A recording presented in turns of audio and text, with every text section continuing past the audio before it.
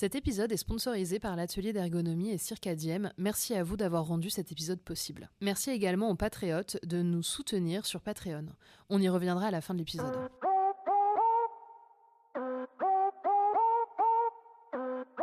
Bienvenue sur Parlons peu, parlons ergo, le podcast de vulgarisation des connaissances autour de l'ergonomie.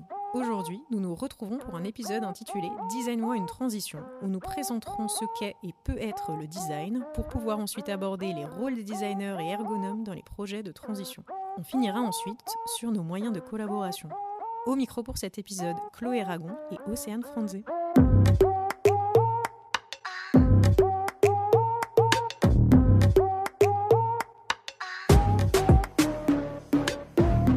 On reçoit aujourd'hui 3 invités et une auditrice pour cet épisode. Quelle assemblée! Bonjour à toutes, commençons par quelques présentations. Nous aurons avec nous aujourd'hui Zoé Bonardo. Zoé, tu es designer de service à l'origine. Tu as ensuite fait une thèse chez EDF en design et ergonomie qui traitait de l'anticipation d'expériences utilisateurs à travers d'un jeu. Aujourd'hui, tu es enseignante-chercheur à l'École supérieure de design de Troyes et tu réalises des missions d'UX et de conseil. Bonjour Zoé. Nous avons également Chloé d'Outremer, tu es designer. Tu travailles actuellement au département du Val-de-Marne où tu accompagnes la collectivité dans la transformation de l'action publique en tant que chef de projet. Dans ta pratique, tu accompagnes les agents dans leur montée en compétences. Parallèlement, tu as développé un projet portant sur la mise en place d'ateliers de fabrication d'objets à destination des personnes anxieuses. Bonjour Chloé. Bonjour. Et notre troisième invitée, Sarah Lizaldez. Sarah, tu as été infirmière pendant 10 ans pour ensuite te former à l'ergonomie à Lyon 2, formation durant laquelle tu as travaillé sur un projet alimentaire territorial dont, si je ne me trompe pas, tu devrais nous parler pendant cet épisode. Aujourd'hui, tu participes à un projet de recherche, RAD, toujours à Lyon 2, adossé au projet Coopter de l'ADEME, qui vise à créer des écosystèmes coopératifs territorialisés dans des sphères comme l'habitat. Bonjour Sarah. Bonjour à toutes. Et enfin, nous avons Delphine Touzin, une de nos fidèles auditrices qui pourra poser une question qu'elle a préparée juste pour nos invités, suite à sa victoire à un de nos concours. Félicitations et bienvenue à toi. Pour commencer, ça peut faire sens de s'assurer qu'on partage les mêmes définitions, surtout parce qu'il nous a semblé que, comme pour l'ergonomie d'ailleurs, le terme design ne rencontre pas un consensus. Autant entre la discipline et le sens commun qu'au sein même de la discipline elle-même. Histoire de partir sur une définition commune, est-ce que vous pourriez nous dire, pour vous, qu'est-ce que le design ? Je vais commencer. C'est très difficile à définir. Le design, c'est bien l'enjeu que rencontrent tous les designers au quotidien et que rencontrent les chercheurs. Il y a des dizaines, des centaines de définitions et quasiment il faudrait redéfinir à chaque début de projet. Cependant, on est beaucoup de designers à s'accorder aujourd'hui sur le fait que le design, c'est d'abord un processus, une manière de faire qui commence par de l'inspiration, de la mise en contexte, d'essayer de comprendre de quoi on parle, quel est le sujet, de problématiser, d'aller vers l'idéation et puis ensuite d'aller vers la conception. On pourrait le diviser encore en 6-7 catégories plus précises, mais si on reprend la ligne un peu plus générale, a priori, c'est plutôt ça. Sachant que cette conception, elle peut être discutée et débattue au sein même des différentes écoles de design en France. Il y a une conception du design qui ne va pas forcément être la même en fonction des écoles, dans le sens philosophique et dans le sens concret du terme, selon l'école dans laquelle on travaille. Notamment parce que le mot design en anglais veut tout simplement dire concevoir, et donc il implique l'ingénierie en anglais. Ce qui veut dire que si vous cherchez des articles de recherche et que vous marquez le mot design, vous allez tomber sur énormément d'articles d'ingénieurs. Et ce qui déplaît à beaucoup de Français et d'Italiens qui ont une conception qui est plus pour les Français d'origine des arts décoratifs et pour les Italiens, je sais même pas si je saurais suffisamment bien le définir. C'est pas mon métier d'être historienne du design, mais en tout cas, il y a une origine du mot qui vient plus du dessin, qui vient plus de l'art, et donc il y a toute cette question de où se positionne le design entre la partie esthétique, la partie artistique, donc d'énoncé, politique, etc., et la partie ingénierie, c'est-à-dire répondre à un besoin économique, technique, sociétal. Pour moi, le design, donc en tant que praticienne, ça serait effectivement une discipline où on arrive à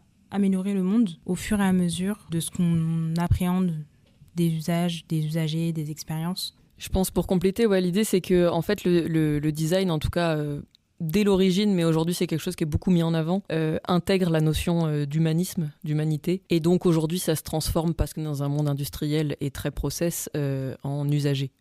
Ou en client, mais on aime bien laisser les clients au marketing et garder les usagers pour les designers. Mais donc effectivement il y a cette notion de on conçoit, mais on conçoit pour. Et potentiellement, c'est l'une des différences avec l'art, où on ne conçoit pas que pour le plaisir du concepteur. il y a un objectif derrière qui est le plus souvent un objectif d'usage. Moi, j'aimerais juste rebondir parce que je trouve que cette définition, elle rejoint beaucoup l'ergonomie quand on dit on conçoit pour. et du coup, nous, on conçoit pour les travailleurs. Et je trouve que du coup, on voit bien déjà un premier point commun entre les deux disciplines. On a aussi un autre point commun entre design et ergonomie, puisque dans notre discipline, on a aussi 2 courants à la base, celui de Human Factors et celui de l'ergonomie de l'activité. Mais ça, si nos auditeurs et auditrices veulent avoir plus d'informations sur ce sujet, on a fait un épisode entier pour vous expliquer ce que c'est que l'ergonomie. Alors revenons-en au design. Et quoique, pas seulement. Pourriez-vous nous dire, selon vous, quel est le rôle des designers et quel est le rôle des ergonomes dans la conduite de projet ? Je veux bien me lancer. Pour moi, l'ergonome dans la conduite de projet, dans la conception, c'est un passeur de monde. C'est réussir à faire passer le travail réel vers le monde des concepteurs qui ont souvent une vision, une représentation en tout cas du travail qui est pas forcément la bonne entre guillemets. Et le rôle de l'ergonome, c'est effectivement d'apporter des représentations et d'essayer d'avoir un modèle qui anticipe le futur, en tout cas les situations de travail futures. Mais on peut être amené à être même chef de projet. Être ergonome dans les processus de conception, c'est porter le point de vue du travail réel, c'est-à-dire le travail qui est réellement effectué par les opérateurs, par les travailleurs, comprendre leurs contraintes, comprendre les verrous, mais aussi comprendre leurs ressources. Pour du coup apporter des informations nécessaires à la conception de situations de travail. Aujourd'hui, effectivement, on rentre dans des processus qui peuvent être un peu plus complexes, qui demandent d'autres choses. Et moi, j'ai même testé la posture de chef de projet en tant qu'ergonome, où du coup, le travail réel, le travail des agents est devenu moteur de la conception et a permis en fait de monter le projet. Ce qui a été un projet assez innovant. On est parti du travail des agents au sein de structures de petite enfance pour qu'elles puissent recuisiner sur place. Et on est vraiment parti de ce travail-là. Qu'est-ce que ça veut dire de cuisiner sur place pour des enfants, pour des petits-enfants, avec des produits qualitatifs, bio. Et le projet s'est monté autour de ça. Et finalement, c'est le travail réel qui a monté le projet et qui a fait la conception. En tant que designer, moi actuellement, donc sur la partie vraiment de designer ou alors sur ma partie de chef de projet au sein du département du Val-de-Marne, j'ai vraiment cette casquette de facilitatrice, c'est-à-dire d'amener à ce qu'on comprenne la méthode à employer, la meilleure méthode à employer dans le projet, donc peu importe le projet en question. Et je trouve que donc, en tant que designer, on retrouve beaucoup cela. Donc faciliter, rendre les choses intelligibles à tout type d'auditeurs.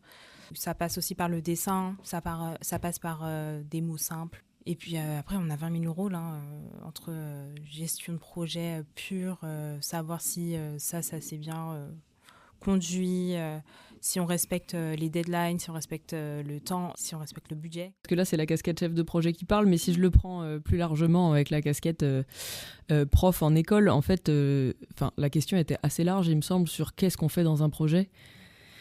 Encore une fois, ça va varier énormément des différents types de projets. Donc, en design, en tout cas, on peut avoir des designers qui sont spécialisés en design graphique, en design de service, en design textile. Et donc, quelqu'un qui fait... alors, les bac plus 2 n'existent plus vraiment en design, mais quelqu'un qui fait un bac plus 3 peut être technicien. Je pense que c'est une des différences. Enfin, vous me corrigerez si je dis n'importe quoi, mais il me semble que l'ergonomie arrive plutôt en master dans les études. Donc c'est une des différences, je pense, c'est qu'on apprend à être designer post-bac, voire même avant, parce qu'il y avait des STI qui ont peut-être changé de nom, ST2A, un truc comme ça. Donc on peut apprendre dès la seconde, en fait, à être designer. Et donc il y a des gens qui sont techniciens, qui vont être en agence, qui vont retoucher de la photo, faire des grilles sur Illustrator ou sur InDesign, faire de la mise en page pour des magazines toute la journée, quoi. On leur demande pas beaucoup plus que ça, même si en école de design on a une grosse visée politique. Voilà, c'est une couche par-dessus avec une culture artistique qui vient. Mais par contre, à partir du moment où on va aller en master, nous en tout cas à l'école, et je pense que c'est le cas dans beaucoup d'écoles, on essaye de faire en sorte que les étudiants soient en capacité d'être sur tous les aspects d'un projet. Donc normalement, le minimum, c'est qu'ils aient la capacité à faire la chose techniquement. Mais plus on va vers le design de service ou le design des politiques publiques, plus on s'attend à ce qu'on soit capable potentiellement de savoir combien va coûter et quel temps va prendre la réalisation d'une maquette, mais c'est pas forcément nous qui allons la faire. Et par contre, là, on retombe sur ce que tu disais, où le designer va devenir de plus en plus chef de projet puisqu'il a en capacité de mettre en lien énormément de gens. Et donc là, on va utiliser les capacités de prototypage, de maquettage, de mise en dessin et de mise en récit par la forme pour aider les gens à communiquer entre eux, pour organiser le projet, potentiellement même pour faire des plannings qui sont un peu plus lisibles par tout le monde et permettre que les tableaux Excel des ingénieurs soient compréhensibles par les gens des sciences humaines et faire en sorte que les 120 000 pages des gens qui font des études en sciences humaines puissent être lues par quelqu'un qui n'a pas envie de lire autant de textes. On attend d'un designer la capacité, et je trouve que c'est ce qui est passionnant dans le métier, la capacité à s'intéresser à tout type de sujet, à tout type de métier et à le digérer, à faire l'entonnoir et à faire le passe-plat entre les autres. Même si, moi, je mettrais un point d'attention au fait que peut-être un peu trop souvent aujourd'hui dans le conseil et dans les politiques publiques, on considère le designer comme un facilitateur. Si on n'était que des dessinateurs, dans ce cas-là, il y a des gens qui font ça très bien, qui sont facilitateurs graphiques, qui ont fait des formations d'1 mois ou 2 ou 3, ou des gens qui dessinent depuis qu'ils sont petits et qui sont un peu malins et qui sont formés sur le tas, et qui vont faire ça dans des conventions, mais ça nécessite peut-être pas 5 ans d'études pour ne faire que ça. Si un facilitateur graphique veut me contredire, avec plaisir, mais en tout cas, je pense que le designer peut voir au-delà de ça, et donc notamment avec la capacité à gérer le projet en prenant l'ensemble des contraintes. Et donc des contraintes qui sont, pour moi, c'est vraiment les points de contact, c'est-à-dire pour moi, il faut forcément qu'il y ait un point de vue social, un point de vue technique, un point de vue économique, et un point de vue de la forme. De l'esthétique à un moment donné. Et donc le design étant vraiment à la rencontre de ça, après on va tous avoir nos tendances à aller plus sur l'un ou sur l'autre, mais en tout cas, je sais pas si ça peut par rapport à ce que tu disais de chef de projet, je pense qu'il y a pas mal de choses, et le fait que tu parles des 20 000 euros là, que tu mentionnais, je pense que c'est un des trucs sur lesquels on est le plus surpris en sortant d'école en tant que designer, c'est qu'il y a très peu d'écoles qui forment à cette partie-là d'être chef de projet. Alors, du coup, ça a ouvert mes écoutilles. Donc moi, il n'y a pas très longtemps, j'ai fini mes études, donc ça fait ça fait presque 2 ans. Et en fait, quand j'étais en école, on était pas mal porté sur le design artisanal, entre guillemets, c'est-à-dire faire tout soi-même. Et donc, je sais que plusieurs écoles anticipent cette entrée dans le monde réel, c'est-à-dire être designer, ça peut être aussi juste, on fait nos plans et quelqu'un d'autre va le faire, va produire la matière, l'objet. Et moi, j'ai appris à faire tout de moi-même. Et donc ça, c'est un truc qui est à la fois super important, actuellement pour moi, et en même temps casse-gueule, dans le sens où en fait, c'est très dur à un moment de pouvoir déléguer, de montrer où on veut en venir et montrer ce qu'on veut réellement.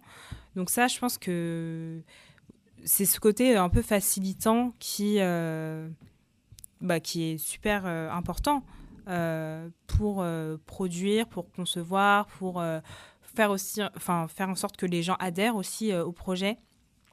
Et en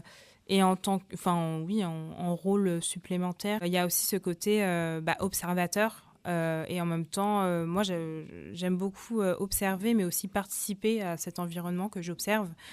Et c'est là où, justement, on comprend les contraintes, on comprend l'environnement, mais pas que. Il y a des fois où c'est super difficile de rendre compte des données sensibles qu'on récolte, qu'on recueille lors d'observation ou de participation dans des environnements.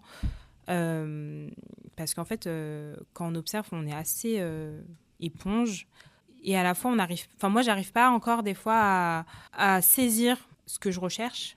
Et du coup, j'observe un peu tout. Mais ça a aussi une force de designer de pouvoir être sur place, être à la fois dans quelque chose de très holistique, de tout voir, et très proche d'un point très précis. Et par la suite, le montrer à tout le monde. Si je peux rebondir, ouais, ce que tu dis me fait penser à une chose en fait, et qui rejoint cette histoire de dichotomie entre une vision européenne du design et une vision plus anglophone, anglo-saxonne. En fait, le design qui était, je pense, je parle d'école, mais parce que dans la pratique, il y a toujours eu un peu un gap, je pense. Mais dans l'idéal de ce qu'on voulait en tant que designer, je pense qu'on avait ce côté artisan, on est capable de tout faire. Et on demande aux étudiants, là, sur un projet de diplôme, de penser la problématique, d'aller faire des observations, de le synthétiser, d'en tirer une piste de projet, de faire le projet, de le maqueter, de le montrer, de le scénographier, d'en faire une impression papier, de le relier soi-même, etc.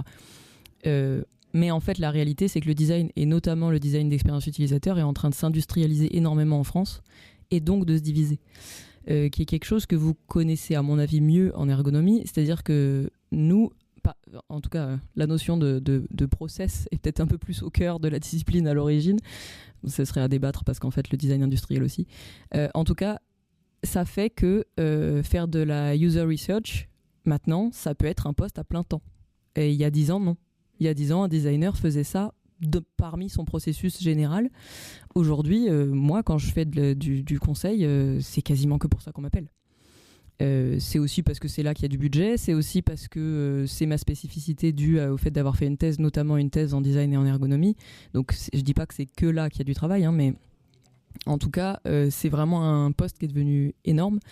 Et du coup, par rapport à ce que tu disais, et je voyais aussi vos réactions, je pense que ça peut aller vers peut-être la question suivante ou le débat suivant, mais sur le lien entre ergonomie et design, c'est vrai que en fait le design s'est inspiré de méthodologies de sociologie, d'anthropologie, d'ethnographie et d'ergonomie, en prenant un peu ce qui nous arrange, mais en le faisant aussi à partir, il y a quand même des chercheurs qui l'ont fait d'une manière assez intéressante et assez cool, hein, assez récemment, là, récemment, ça doit faire un an et demi, il y a un livre qui est sorti de Nicolas Nova, qui malheureusement nous a quittés récemment, mais qui lui avait fait une thèse en anthropologie, et il avait fait un petit bouquin, carnet d'observation avec des techniques pour aller sur le terrain, parce que justement on n'a pas du tout la même manière d'y aller. Donc ça, c'est peut-être quelque chose dont on va parler après, mais je pense que c'est intéressant parce que par rapport à ce que tu disais, on y va au feeling et on est des éponges. Du coup, sur la posture d'un ergonome dans la conduite de projet, dans la conception,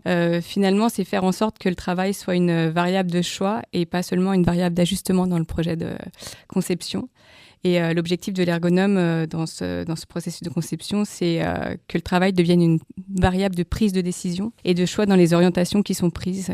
C'est un objet de réflexion qui devient une ressource pour penser la conception. Et dans la méthodologie, effectivement, on se rejoint. Donc effectivement, nous aussi, on a un passage pour enrichir le projet, pour statuer sur le projet, pour comprendre les acteurs, pour comprendre la temporalité du projet, pour comprendre la nature du projet, parce que ça peut être un projet architectural, mais ça peut être aussi un projet en transition écologique, sociétale, avec des enjeux qui sont différents. Et après, effectivement, on a une phase avec les acteurs, avec les gens qui travaillent, mais avec aussi les concepteurs. Et à ce moment-là, on est aussi en phase d'observation et on écoute et on entend beaucoup de choses et on essaye d'avoir une approche.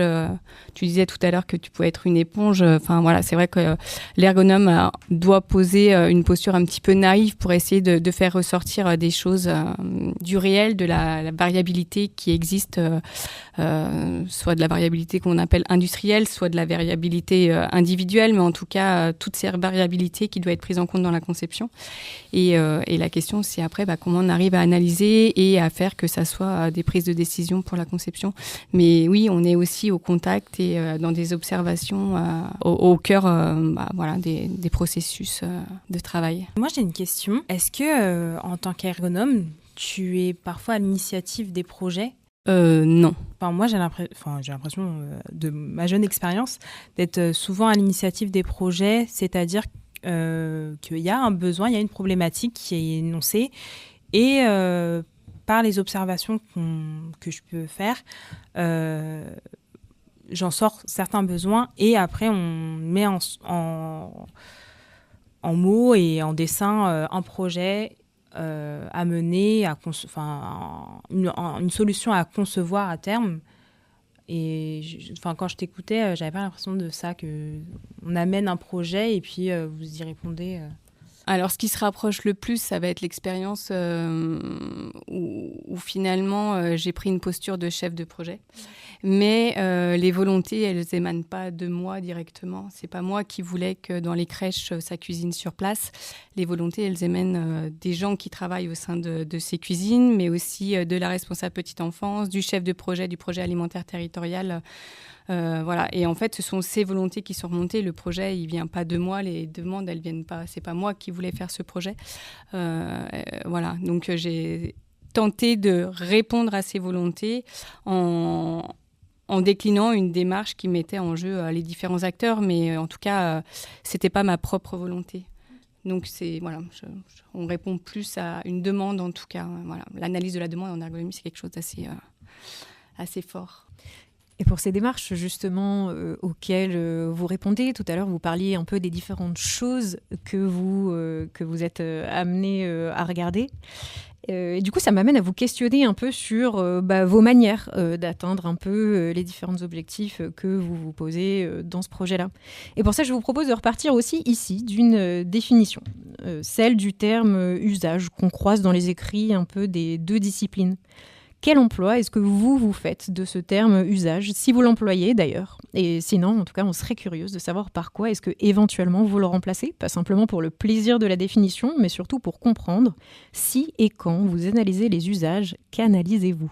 Donc pour ma part, je n'utilise pas forcément le terme usage. Je pense qu'en ergonomie, on part plutôt sur l'activité, sur le travail réel, comment les gens font avec un objet. Donc du coup, comment ils arrivent à mobiliser un artefact qui devient instrument, du coup. Mais en termes d'usage, personnellement, moi, je ne l'utilise pas forcément. Moi, c'est vrai que j'utilise parfois le terme d'usager. Mais d'usage, rarement. En fait, je m'intéresse beaucoup à l'expérience où justement on a le côté émotion, on a le côté...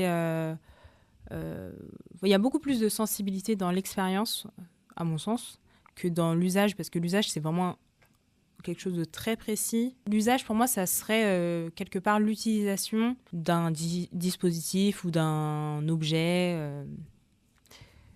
Donc, je m'y intéresse, mais c'est pas que ça. Ouais, effectivement, moi je pense que peut-être il y a une notion d'utilisabilité, de se demander quand on crée un artefact, est-ce qu'on arrive à le manipuler, est-ce qu'on arrive en créant une interface numérique à cliquer au bon endroit, à suivre le parcours utilisateur qu'on a envisagé pour eux, scénario d'usage plutôt. Moi non plus, j'utilise pas vraiment le mot d'usage. Enfin, je me suis rendu compte justement que récemment je l'ai utilisé dans un cours avec les étudiants, mais c'est un terme global. Moi, je l'utilise effectivement assez peu, beaucoup plus l'expérience, et je pense que c'est lié à cette histoire de sensibilité. La notion d'expérience, oui, ce que je trouvais intéressant, c'est qu'elle englobe cette notion de sensibilité et donc d'esthétique et donc d'émotion et donc de plein d'autres choses que l'usage qui est, je suis d'accord avec ce que tu dis, Chloé, c'est un peu technique, quoi. C'est un peu réducteur, en tout cas de la manière dont on aura tendance à le comprendre en design. Peut-être que c'est faux, hein, mais effectivement, ouais. Ça me fait rebondir sur autre chose. Enfin, quand vous parliez tout à l'heure, ça me faisait penser à une chose qui est peut-être une différence de posture qu'il peut y avoir entre les deux disciplines. Générale, hein. On va pas prendre les cas individuels qui évidemment peuvent nuancer tout ça, mais je pense qu'on demande à des designers de construire une vision, une identité propre, un avis politique, une posture. On parlait beaucoup, moi, quand j'ai été étudiante, de parti pris. Je pense qu'on le dit moins maintenant, mais on a quand même cette notion de vision, si, encore. Si, on dit toujours. Ouais. J'avais fait crier parti pris. Ouais, voilà. Bon, ouais, voilà. Et donc, on va de plus en plus faire se mettre au service d'eux. Mais je pense que ça joue quand même sur ce que tu disais, d'être à l'origine d'un projet. On nous apprend quand même à être moteur, que ça vienne de nous.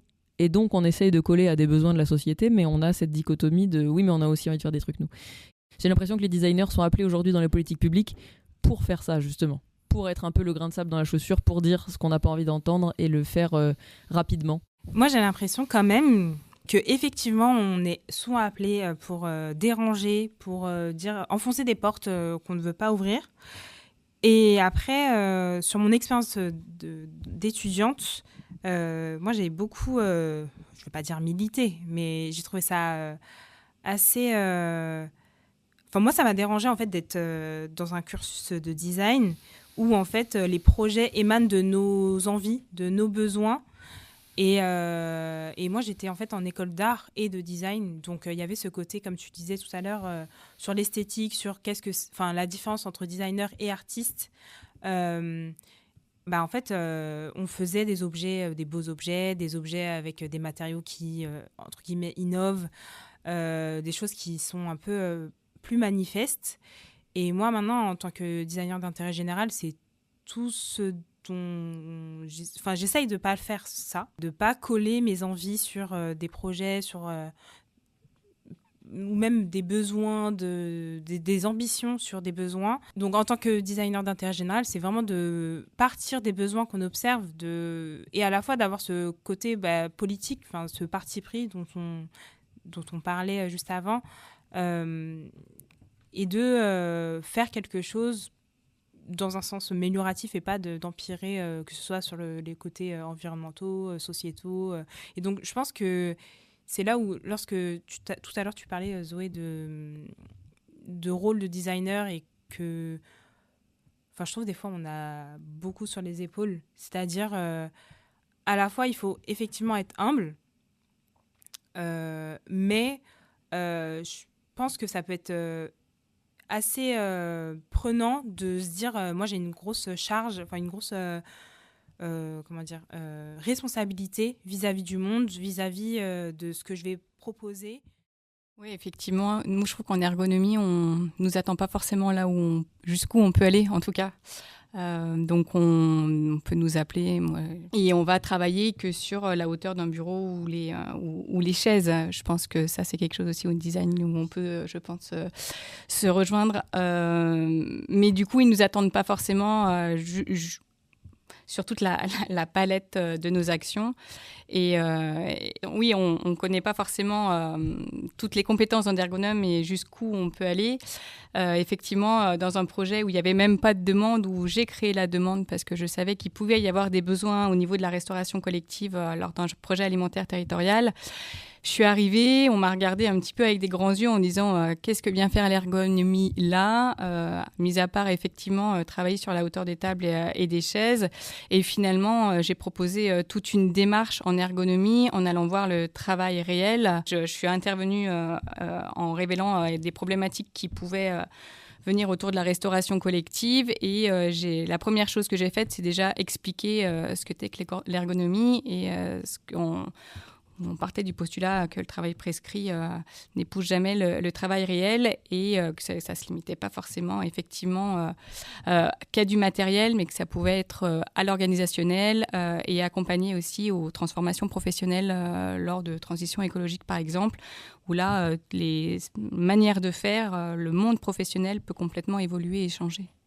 Et est-ce que tu pourrais nous dire justement comment est-ce que tu as fait pour pouvoir passer de ce sujet un peu table et chaise à un sujet beaucoup plus large ? Pour moi, c'était assez facile parce que j'ai eu carte blanche, puisque c'est moi qui ai géré le projet. Le chef du projet alimentaire territorial est resté à mes côtés pour m'accompagner, pour, par exemple, aller voir les élus, parce que c'est des acteurs qu'on n'a pas forcément l'occasion de rencontrer en tant qu'ergonome, où on est plutôt au départ dans l'entreprise. Là, j'étais effectivement dans un projet territorial, donc les acteurs changent complètement. Mais du coup, la première chose, ça a été d'enrichir le projet, de comprendre le réseau d'acteurs, un petit peu ce que j'expliquais tout à l'heure, et après d'aller voir des situations qu'on appelle de référence. Donc là, c'était des situations actuelles, du travail actuel. Qu'est-ce qui se passait au sein des cantines, des établissements d'accueil des jeunes enfants. Mais c'était pas suffisant pour en fait concevoir l'activité future. Du coup, j'ai dû aller voir sur des situations où ça cuisinait déjà sur place dans des structures d'accueil de jeunes enfants. Et avec moi, j'ai pu emmener à chaque fois une agent qui a pu aller voir et se rendre compte. Ces situations, elles ont permis d'éclairer plusieurs points caractéristiques. La première situation qu'on est allé voir, c'était une situation qui faisait à manger pour 70 enfants. Mais la personne était toute seule et du coup était plutôt sur des produits surgelés, des produits de 4e gamme, c'est-à-dire que les carottes arrivaient toutes épluchées, toutes coupées. Voilà, donc on s'est dit que c'était pas forcément ce qu'on voulait faire chez nous, en tout cas dans ce projet-là. La deuxième situation a été plutôt tournée vers comment on cuisine des produits qualitatifs, bio. Voilà. L'établissement en question était un établissement associatif, donc il n'avait pas forcément les mêmes contraintes au niveau de la réglementation, parce que nous, on était soumis à des marchés publics. Et le troisième établissement a permis d'apporter des informations sur la coactivité quand on travaille à deux au sein d'une cuisine, qui gère le sale, qui gère le propre, le principe de la marche en avant. Et petit à petit, on a révélé les besoins par rapport à ça. Et à partir de ça, on a mis en place des réflexions autour de l'approvisionnement, des réflexions autour de l'organisation du travail au sein de la structure qui allait cuisiner sur place, des réflexions autour de la formation, des réflexions autour du matériel, des réflexions autour du process de la marche en avant, de l'utilisation de l'espace. On est même allé jusqu'à simuler l'activité et on a même réussi à expérimenter. On parlait tout à l'heure de la notion d'expérience, de faire l'expérience effectivement, plutôt que des usages, de mettre le corps au travail, des manières de faire, de commencer à s'approprier aussi la cuisine. Et on a pu cuisiner 2 journées dans une cantine scolaire qui nous a prêté ses locaux. Et on a pu cuisiner dans les locaux de l'établissement d'accueil de jeunes enfants sans donner à manger aux enfants, mais en tout cas pour qu'elles puissent faire l'expérience de la collectivité, l'expérience de l'espace, avec des débriefings à chaque fois, des scénarios qui avaient été réfléchis, c'est-à-dire dans les scénarios, ça a été qu'est-ce qu'on cuisine, pour combien d'enfants, est-ce qu'on a des enfants allergiques, est-ce qu'on a des grands, des petits, des moyens. Alors ça paraît chez les 0-3 ans appeler les grands, mais enfin les grands ils ont 3 ans, les petits ont 1 an, même pas. Et en fait on mange pas la même chose, on mange pas la même texture, et tout ça c'est nécessaire d'y réfléchir en amont et d'expérimenter et d'essayer. Et le projet a vu le jour et on a commencé à cuisiner 2 jours par semaine pour une structure. Petit à petit, c'était vraiment comment les agents se sentaient, en fait, si elles avaient envie de cuisiner qu'une seule journée parce qu'elles avaient besoin de remettre au point leurs recettes, d'y réfléchir de nouveau, de réfléchir à leur façon de faire. Et au fur et à mesure, elles ont augmenté pour pouvoir cuisiner aujourd'hui au sein de ces structures, sachant qu'il y a encore des points d'amélioration au niveau de l'approvisionnement, parce que, par exemple, travailler avec des produits locaux et bio en restauration collective, par exemple, travailler avec des œufs coquilles, c'est tout un process. Et on avait des œufs qui n'étaient ni numérotés, ni sans date limite de consommation, parce qu'ils venaient du producteur, mais au niveau de la traçabilité, c'était pas bon. Donc comment aussi au niveau des producteurs, au niveau de l'approvisionnement, il y a aussi des contraintes à révéler et à mettre en discussion avec les gens de la cuisine. Et on se voit bien que là, il y a des choses à faire et il faut mettre en discussion des acteurs qui ont l'habitude de collaborer, mais pas de coopérer. Dans mon parcours d'étudiante en design, j'ai été exposée à l'intérêt général, à l'innovation sociale et publique et notamment au design hospitalier. L'objectif de ce projet, c'était initialement de mettre en capacité les personnes dans la prise de parole et plus globalement les rendre heureux. En fait, mon premier objectif, c'était de rendre les gens heureux. Gros sujet, gros enjeu, grosse ambition. Et donc, j'avais envie de travailler donc, avec des hôpitaux, puis ça ne s'est pas fait. Et en fait, j'ai bien vu autour de moi qu'il y avait plein de gens qui stressaient, comme nous, là, en parlant, on a un peu fait... Enfin, moi, je suis fébrile. Il y avait pas mal de camarades qui avaient du mal à prendre la parole, notamment pour ce qu'on appelle les bilans, les examens de fin de semestre. Et donc, en fait, à chaque fois que j'allais voir des bilans, je me rendais compte que tout le monde avait des petits tics, des petites stratégies pour contourner tout ça. Et en fait, à partir de cette observation, vraiment, ça m'est tombé dessus. Enfin, ça m'est tombé dessus. Je regardais sans vraiment regarder, mais ça m'est tombé dessus. Ce truc de, par exemple, quand on est un peu mal à l'aise, on détourne le regard. Ou alors, on claque des doigts, ou on se frotte les mains. Et toutes ces stratégies de contournement, en fait, je les ai étudiées pour justement, en fait, travailler avec ces personnes-là sur des moyens de fabriquer un objet durable et à la fois plusieurs objets qui sont du coup pas durables du tout. Par exemple, j'ai fait des objets qui se cassent parce que, en fait, par exemple, moi, personnellement, quand je suis stressée, je me gratte beaucoup. Et en fait, c'est pas la sensation de se gratter, c'est la sensation de détruire quelque chose qui m'apaise. Et donc, j'ai fait des objets comme ça qu'on peut emporter partout sans que ça soit forcément la petite balle moche, la petite balle en mousse, là.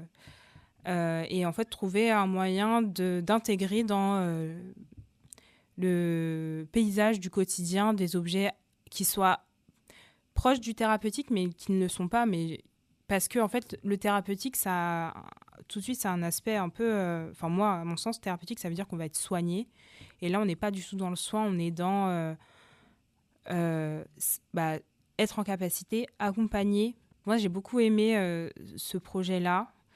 Parce que à la fois en fait j'étais pas du tout maîtresse de ce que ça allait produire, j'étais juste la personne qui mettait en exergue les difficultés, les tactiques qui ont été observées, montrer à quelqu'un voilà c'est ça que tu fais pour potentiellement être en capacité de parler.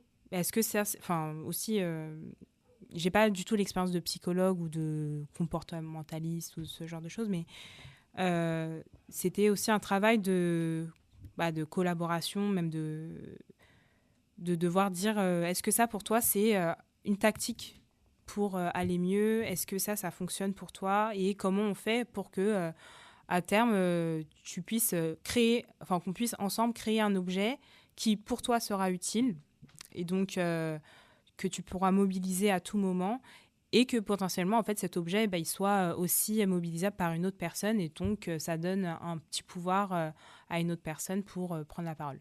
Et donc, ça a été très long à mettre en place, et toujours dans cette logique de production artisanale. Donc, on fait avec rien du tout, avec du sel. J'ai vraiment fait des objets avec du sel. C'était trop bien. Ça me manque. Alors, je vous remercie pour ces éclairages sur vos projets. Pour continuer, je vous propose qu'on laisse la place à notre grande gagnante de concours, Delphine. Ça me semble le moment idéal pour poser ta question. Alors, comment les rôles des designers et des ergonomes se complètent-ils dans la conduite de projet, notamment ce qui concerne l'analyse des usages et leur intégration dans les projets de transition vers l'innovation sociale ? Peut-être d'abord commencer par la première partie de la question, parce que la question de la transition, je pense que c'est vaste et que ça ouvre sur tout un champ de discussion potentiel. En tout cas, sur la collaboration entre les deux, moi, l'expérience que j'en ai, c'est celle de ma thèse, où j'ai passé donc 3 ans au sein d'EDF R&D. À la base, c'était quel service on va pouvoir concevoir pour faciliter la vie, je le dis vraiment globalement, mais des gens qui vont pouvoir acheter et vendre de l'énergie à leurs voisins. Sur le nouveau décret d'autoconsommation collective, enfin nouveau, il date de 2017, mais quand j'ai commencé ma thèse, il était nouveau. Et puis assez rapidement, on s'est rendu compte que je pouvais pas proposer de piste de projet si j'avais pas de compréhension de ce que c'était que la pratique de acheter et vendre de l'énergie à son voisin, en fait, qui est quelque chose qu'on connaît absolument pas aujourd'hui en France et qu'on n'a aucune idée de ce que ça va générer en termes d'expérience. Et donc, finalement, ça a de plus en plus dérivé vers la thèse a été comment je fais pour savoir l'expérience que va créer le partage d'énergie entre voisins. Et quel type de partage on voudrait. Et évidemment, c'est tout le principe d'une thèse intégrée en entreprise. La question derrière est quand même, et quid d'EDF là-dedans ? Si ma réponse était « on se débrouille très bien sans vous », ils auraient été un peu tristes. Ça peut, évidemment, ils guident pas la recherche à ce point-là, mais en tout cas, évidemment que c'est l'une des questions qui est intégrée, quoi. Et du coup, ce que j'ai fait, j'étais en partenariat, je travaillais avec une alternante qui était aussi intégrée à EDF, qui venait d'une école de design. On a fait une partie ensemble où on a créé un jeu de société. On n'a jamais appelé ça un jeu de société, c'est un dispositif ludique qu'on a pu expérimenter. L'idée était de simuler et de mettre en situation 4 personnes, une qui produit de l'énergie, une qui peut la stocker, et les 2 autres rôles, soit ils étaient doublés, soit il y a quelqu'un qui pouvait acheter localement et donc avoir le pouvoir d'achat. On a mis des contraintes, on a mis un objectif de jeu évidemment pour créer du ludique, on a créé tout le plateau. Donc là pour le coup le design avait tout son sens puisqu'il y avait toute la partie conception graphique du plateau, conception du prototype du plateau, conception de tout le gameplay. Alors je suis pas formé au game design à la base, mais en tout cas on est capable de faire des tests, de mettre des gens autour d'une table, de voir si ça marche, ce qui marche pas, est-ce que les règles ont été clairement énoncées, dans quel ordre je dois annoncer les choses, comment je me positionne, à tel moment est-ce que je dois être debout, assise, enfin tout ça on l'a testé plein de fois. Et donc à la fin de ma thèse j'ai fait un peu un recul réflexif de me dire qu'est-ce qui vient de l'ergonomie et qu'est-ce qui vient du design, puisque moi j'étais encadré par un ergonome et une designer pendant 3 ans. Moi, je suis d'origine designer, j'aurais tendance à dire que tout vient du design, ça m'arrange, mais je sais très bien que c'est pas complètement vrai. Je sais qu'il y a des choses qui sont très clairement identifiées comme venant de l'ergonomie, c'est-à-dire notamment le fait que tout le jeu était basé sur les consommations de la veille. Ça, c'est un truc que j'ai complètement retenu de ce qu'on a tenté de m'apprendre pendant ces 3 ans. Une journée type n'existe pas, et donc même si tout le monde au début du jeu dit oui non mais je vais mettre une bouilloire à 9h et puis une douche à 16h, pourquoi pas, non, est-ce que tu l'as fait hier?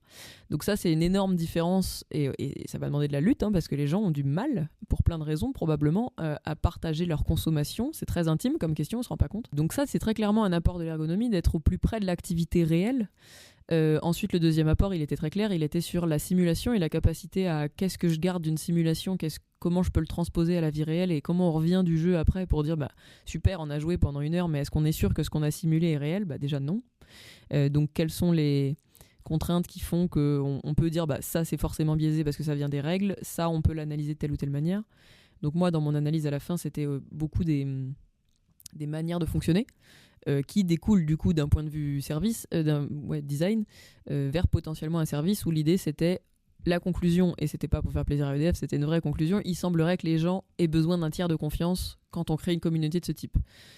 Parce qu'on entend très rapidement ah oui mais mon voisin, moi je le sais, et donc avec des vrais témoignages, et c'est là aussi où il y avait une grosse partie ergonomie, c'est qu'on a évidemment les expérimentations qu'on a fait, on en a fait 16, on les a toutes filmées, enregistrées, et j'ai dû les analyser derrière. Donc pas toutes aussi finement les unes que les autres, sinon je pense que j'y serais encore, mais en tout cas il y en a au moins 3 ou 4 qui ont été faites de façon extrêmement fine, et les autres qui ont été balayées pour faire une comparaison. En fait le jeu, l'artefact va devenir ce qu'on appellerait en design un objet à réaction. Il va générer de la discussion, et donc notamment si je reprends cet exemple, quelqu'un qui me dit non mais nous depuis qu'ils ont mis le Linky, ils l'ont mis sur le palier, et effectivement je regarde mon voisin, on est partis tous les deux à 0 du même moment parce qu'on est reparti sur des nouveaux compteurs, qu'est-ce qu'il consomme, c'est hallucinant, moi je veux pas être avec lui dans un... Donc voilà, on voit très vite les dérives possibles, des peurs complètement infondées de les gens vont abuser, alors qu'en fait si on leur demande mais est-ce que vous allez abuser, non, alors pourquoi les autres le feraient, enfin il y a une vraie... Donc ça soulève énormément de choses. Et donc après j'ai essayé à la fin de ma thèse de comprendre qu'est-ce qui venait de quoi. C'est super difficile parce que les deux disciplines sont très poreuses. Le design qui était très dans le faire tend à aller de plus en plus vers l'analyse. L'ergonomie qui était historiquement plutôt sur le travail, de ce que moi j'en ai compris en tout cas, et qui était plus sur l'analyse, commence à aller au-delà des recommandations et commence à aller vers le prototypage et commence à aller vers le projet. Donc en fait on commence à se rejoindre. Je pense malgré tout que on a beau en tant que designer avoir compris des choses basiques, on pose pas une question fermée, on essaye de pas orienter les réponses, on essaye de faire la question la plus précise à la fin, enfin on essaye de trouver des logiques d'interview et d'entretien, on essaye d'observer l'activité, de comprendre que il faut essayer d'aller sur le terrain avec le moins possible d'idées de projets en tête pour rester le plus ouvert possible. Malgré tout, on n'a pas la même culture, on vient pas du même endroit. Et moi, j'ai trouvé un truc très personnellement, si je peux finir juste sur retour d'expérience de cette thèse-là. Je sais pas à quel point... En fait, moi, ma conclusion, qui est très personnelle, c'est que les deux postes ne sont pas cumulables en une seule personne. Parce que l'ergonomie a été pour moi extrêmement paralysante. Parce qu'il y a tellement de questions, il y a tellement de choses à ouvrir, il y a tellement de possibles, et tout est potentiellement questionnable. À un moment donné, en design, on est obligé de faire un choix, de dire on va aller vers là, on sait que ça va générer... Dès qu'on conçoit quelque chose, on génère des nouveaux problèmes, c'est inévitable.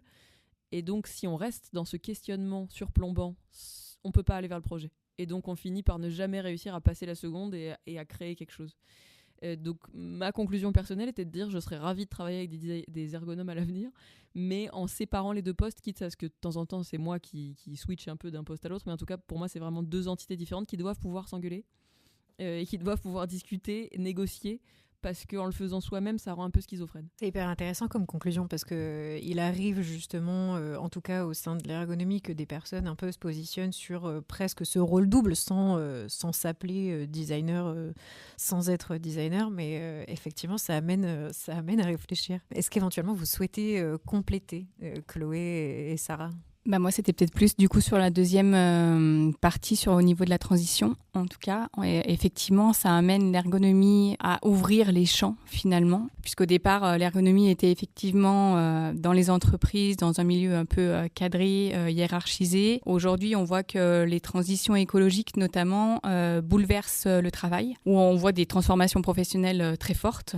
Et la notion d'entreprise n'est pas forcément là. Quand on parle des agriculteurs, par exemple, quand on veut faire passer des agriculteurs à l'agroécologie, ça leur demande de repenser un monde professionnel qui était avant lié à des intrants, qui maintenant, du coup, le process est différent puisqu'il faut laisser la nature faire. Quand on parle, là, je suis actuellement engagée au sein d'un projet de recherche qui est adossé au programme coopter de l'ADEME, où les projets dans lesquels on peut intervenir sont des projets qui sont larges. Il y a des projets sur le bien vivre alimentaire avec effectivement la restauration collective. On va mettre en lien les acteurs de la restauration collective, donc des transformateurs, les producteurs, les consommateurs. Comment, en tant qu'ergonome, on arrive à faire tenir ces trois pôles, c'est une vraie question. Comment on engage les citoyens et donc, du coup, est-ce que l'ergonomie va sur ce champ-là ou pas ? Est-ce qu'on rentre jusque dans les maisons ? C'est un débat qui est en train de s'ouvrir. Mais c'est aussi tenir les contraintes du travail des producteurs, les contraintes de la restauration collective, mais il y a des projets autour du réemploi qui ouvrent de nouveaux métiers. Ces projets qui sont larges, avec des acteurs divers, avec des acteurs privés, avec des acteurs qui sont des fois publics, avec des élus, avec des citoyens, avec des bénéficiaires qui peuvent être à la fois acteurs et bénéficiaires, posent des questions et du coup, effectivement, par exemple, on parlait tout à l'heure du prototype. Le prototypage, par exemple, dans l'exemple que vous avez pu nous donner sur un banc, on voit qu'il y a une matérialité, mais là, quand on crée des écosystèmes d'acteurs, comment on fait ? Et pourtant on a besoin, on se rend compte que ces acteurs, ils ont besoin de matérialité, ils ont besoin soit de créer une association, soit de créer ce qu'on appelle des cycles, ou soit de se créer un lieu, un tiers-lieu, où il y a des choses où il y en a besoin de matérialité, et c'est vrai qu'on se retrouve des fois un petit peu démunis. Est-ce que du coup le design pourrait aider à ça ou pas ? C'est une vraie question. En tout cas, je pense que l'ergonomie peut apporter quelque chose dans l'analyse du réel. Tu parlais tout à l'heure de scinder pour pas que ça soit bloqué, en tout cas l'analyse du réel. Quand même, l'ergonomie a réussi à rentrer dans des conceptions architecturales, par exemple, où il y a quand même eu des va-et-vient entre les opérateurs, les travailleurs et les concepteurs qui ont emmené à faire des compromis. Bien sûr, il y a des compromis, il y a des coupes budgétaires, il y a la réglementation avec des normes, il y a la temporalité, il y a plein de choses qui viennent. Donc, on est obligé de faire des compromis, mais le but étant d'arriver à faire des compromis le plus tenable pour toutes les parties, si je puis dire. Mis à part cette analyse du travail réel qui peut apporter que l'ergonomie peut apporter au design, je pense qu'il faut aller plus loin dans un système de va-et-vient, en fait, puisqu'on voit que les transitions réinterrogent aussi les concepteurs. Ce ne sont plus des architectes, par exemple, dans des projets territoriaux. C'est des gens qui sont en train peut-être même de créer de nouveaux métiers, d'être un peu... Alors, il y en a qui disent facilitateurs, d'autres qui n'aiment pas trop le terme de pilote parce que, justement, c'est trop piloté, mais à la fois, il faut quand même que quelqu'un puisse tenir tout ça, puisse tenir la cohérence d'un projet qui est souvent complexe à multi-acteurs. Ça reste ouvert parce que ce sont des questions qui sont en recherche et qui sont en discussion actuellement et qui ouvrent effectivement, en tout cas le champ de l'ergonomie, sur d'autres choses, et je vois que sur le design, c'est un peu pareil. Je suis totalement d'accord et je travaille sur des sujets similaires à ce que tu racontais. Mon travail de recherche à l'école actuellement, il est sur la transition alimentaire. Quand je dis il faut le diviser, ça veut aussi dire, comme tu dis, il faut travailler main dans la main. Pour moi, c'est inévitable. En fait, pour moi, un projet de transition, il ne peut être que pluridisciplinaire. Il n'y a pas d'autre choix. Il est évidemment multi-acteur et pluridisciplinaire. Et donc, à minima... j'aurais pas tendance à fermer à l'ergonomie en tant que designer, mais des sciences sociales, une discipline de conception et une discipline technique qui vient, et potentiellement économique, quoi, qui vient fermer cette espèce de truc pour que ça fonctionne ensemble. En t'écoutant parler, ça me faisait penser à plusieurs choses. La première, c'était, moi, c'est une vraie question que je me pose là dans ma recherche de la notion de systémique et de design systémique qui se développe de plus en plus. Elle me pose cette question-là et je ne sais pas comment vous faites en ergonomie. Comment on arrive à travailler sur la complexité, le multi-acteur, etc., sans perdre la notion d'expérience individuelle, sans perdre la compréhension de ce que chacun va vivre individuellement au sein de ce système. On fait l'hypothèse que du coup, effectivement, de partir petit et d'avancer petit à petit et de faire plutôt une croissance expansive et inclusive plutôt que d'aller sur du large tout de suite et peut-être plus facilitant. Peut-être. En tout cas, moi, ce qu'on peut retenir, c'est que souvent, ces projets ne sont pas forcément tenables du point de vue du travail pour les chefs de projet, parce qu'il y a beaucoup de choses. Les gens s'épuisent et il peut y avoir, par exemple, au niveau associatif, on voit beaucoup les gens s'épuiser à travailler sur ces projets-là. Donc, il faut peut-être, en tout cas, découper dans ce réel quelque chose qui est tenable. Ça ne veut pas dire qu'on oublie le reste, mais en tout cas, peut-être le mettre dans des temporalités différentes pour pouvoir avancer et que ça reste tenable, en fait, pour tout le monde. Parce qu'on ne peut pas non plus investir tous les acteurs tout le temps. Il faut quand même que les acteurs qui viennent soient... que ça soit pertinent qu'ils viennent. Si on invite toujours tout le monde autour de la table, on n'avance pas forcément et c'est pas toujours pertinent pour tout le monde. Les gens, des fois, ont l'impression de venir pour rien et de perdre leur temps. Donc, je pense que ça, c'est quelque chose à réfléchir. Comment on tient la systémie ? C'est vraiment la question qu'on est en train de se poser via un projet alimentaire territorial qui a plutôt justement fait des actions sur plusieurs choses. Par exemple, accompagner les agriculteurs au dérèglement climatique, accompagner des restaurations collectives sur le gaspillage, sur d'autres choses, mettre en place des casiers pour les consommateurs, faire des plans, des choses comme ça. Et aujourd'hui, comment on tient tout ça ? Comment on arrive à faire système ? C'est une vraie question. Et on se dit que peut-être que la restauration collective peut peut-être faire un liant. Alors, je ne sais pas si c'est un bon terme, mais en tout cas, qui puisse... c'est un point de rencontre entre effectivement la sensibilisation des jeunes enfants et du coup attraper peut-être les parents parce que c'est toujours un peu plus difficile. Les producteurs, du coup, c'est un point d'entrée aussi pour eux. Si on veut installer de nouveaux maraîchers, de nouveaux éleveurs, c'est aussi de se dire qu'il y a une offre pour eux. Et puis...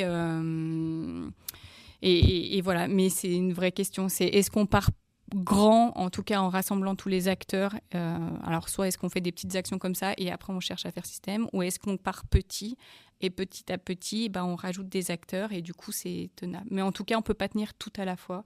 Je pense que la notion de découpage dans ces grands projets avec des grandes valeurs et des grandes portées politiques sont peut-être nécessaires. En tout cas, par rapport à ce que tu dis, il y a cette notion de... Je pense qu'un des apports du design, c'est la capacité à rendre visible ce qui n'est pas visible, et notamment la systémique. Dans la notion de boîte noire, là pour le coup, Chloé, tu as peut-être des exemples de cartographie des acteurs, de mise en visibilité justement de ces liens qui ne sont pas visibles à l'œil nu. On parle beaucoup de facilitation, et je l'ai un peu écarté, balayé tout à l'heure, mais c'est quand même une grosse partie de ton travail, je pense. Donc peut-être ça vaut le coup de préciser un peu ce qu'on entend quand on parle de facilitation. Alors, dans facilitation, moi j'y mets notamment le graphisme, tout ce qui va être illustré, une idée abstraite, un concept. Il y a aussi rendre visible, littéralement visible par le dessin des idées. Donc ça reprend ce que je viens de dire sur les concepts, mais en fait rendre compte de quelque chose, d'une expérience ou d'une activité. Par exemple, sur les parties prenantes. Donc moi je travaille donc au département du Val-de-Marne. Il y a une direction qui va être en contact avec plusieurs types d'usagers, plusieurs types de publics. Et on veut connaître les interfaces, on veut connaître quelle structure, pourquoi, et par quel canal ils sont en contact avec les usagers. Donc ça, c'est quelque chose que je fais pour montrer justement la nécessité d'avoir différents moyens de communication, d'avoir différents Ou alors, par exemple, juste avoir enfin, dire, voilà, ici, ça fonctionne très bien, et pourquoi ici, ça fonctionne, quel est le modèle à reproduire potentiellement ou à expérimenter ailleurs. Donc ça, c'est quelque chose de l'ordre de la facilitation, juste le fait de montrer ce qui se passe. Voilà, en ce moment, je travaille beaucoup sur la transformation managériale. Et donc, c'est amener les cadres à réaliser, à comprendre ou à conscientiser certains éléments. Et ben ça, par exemple, dans la conduite de projet ou dans la gestion de projet, peu importe comment on le nomme,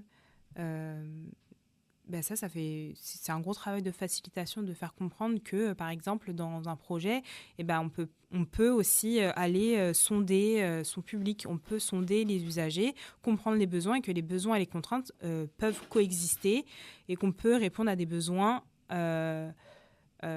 avec les contraintes du milieu. Donc moi, ça c'est un gros travail de facilitation. Ouais.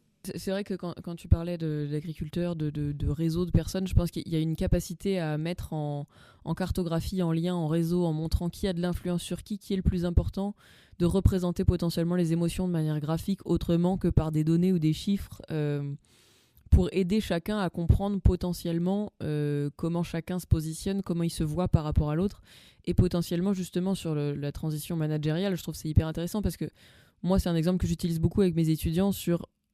On part du principe qu'un organigramme, c'est forcément une pyramide. Mais si vous prenez celui qui a le plus d'influence sur ce qui va se passer dans une entreprise, parfois, c'est la personne qui l'accueille. Donc, en fait, ça va vraiment dépendre de comment vous décidez de représenter les choses. Qu'est-ce qu'on prend ? Est-ce que c'est le salaire ? Et dans ce cas-là, oui, effectivement, c'est le PDG qui est en haut. Si c'est l'influence réelle de la personne sur l'organisation de l'entreprise, peut-être que l'organigramme, il n'a pas cette tête-là. Et du coup, ça, la capacité à représenter de la donnée et la rendre visible et palpable pour la comprendre, ça aide aussi justement à créer un dialogue, à montrer, à dire regardez, le voisin il le vit comme ça ou il le perçoit comme ça, ou la réalité n'est pas forcément qu'une chose figée. Et je pense qu'on est dans un monde où les choses sont toutes...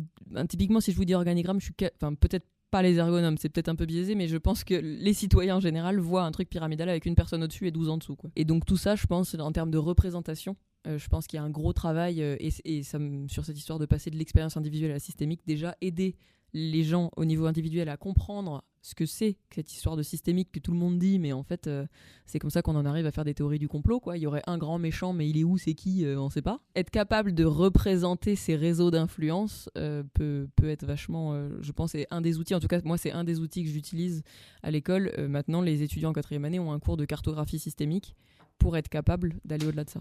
Effectivement, nous, c'est un point où on est en difficulté et dans les projets, ils sont en difficulté, en tout cas, pour représenter les projets complexes. Qu'est-ce qu'on représente ? Quel lien on représente ?